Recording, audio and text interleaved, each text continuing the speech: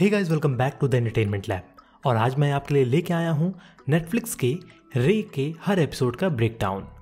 इस शो में 4 अलग अलग कहानियाँ हैं जो कि सत्यजीत रे ने लिखी हैं और उन्हीं पे ये शो बेस्ड है। 4 स्टोरी पे मैं डेडिकेटेड 4 वीडियो लेके आऊँगा। पर इस वीडियो को स्टार्ट करते हैं पहले एपिसोड फॉरगेट मी नॉट से। और अगर आपको दूसरे एपिसोड की ब्रेकडाउन देखना है तो हमारे डिस्क्रिप्शन में इसको लिंक मिल जाएगा या फिर आप आई बटन पे क्लिक कर सकते हैं। हमेशा की तरह वीडियो स्टार्ट करते हैं, पर उससे पहले आप हमारे चैनल को सब्सक्राइब कर लें और बेल आइकन दबा दें ताकि ऐसी वीडियो आपसे मिस ना हो। पहली कहानी इप्सित रामानायर की होती है जो कि एक टेक जायंट होता है और एक रूफटॉप बार में उसे एक लड़की मिलती है, रिया शरण। बट उसे कुछ याद नहीं रहता उस लड़की के बारे में। वो उसे कुछ याद दिलाती है बट वो गुस्सा करता है और उसे वहां से भगा देता है।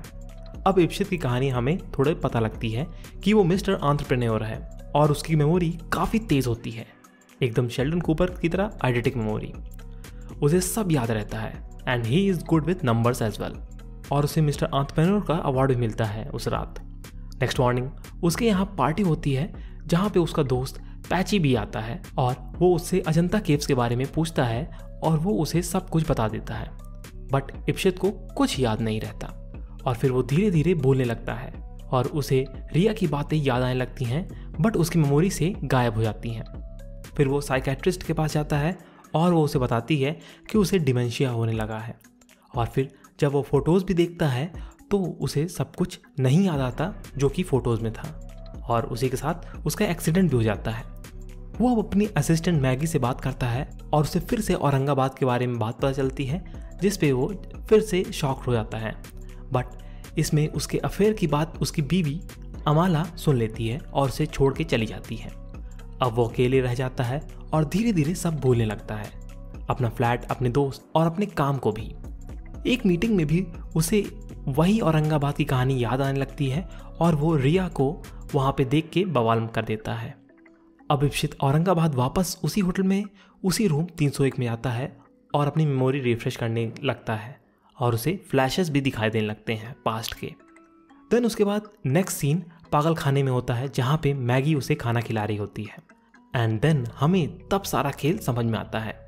मैगी का बच्चा इप्सित गिरवा देता है जिसका बदला लेने के लिए वो उसके साथ ये सब करवाती है। वो सबसे पहले उसके दोस्त पैची को प्यून की जॉब दिलवाती है जिसके कारण वो उसके खिलाफ हो जाता है।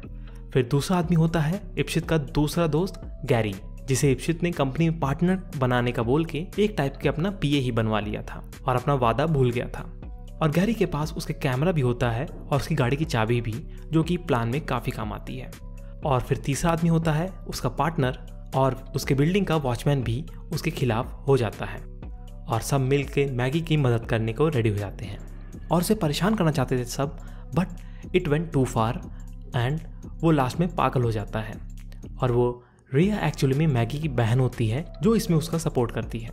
और लास्ट सीन में हम देखते हैं कि वो बस कुछ नाम और नंबर बढ़ाता रहता है और यहीं पे एपिसोड खत्म हो जाता है।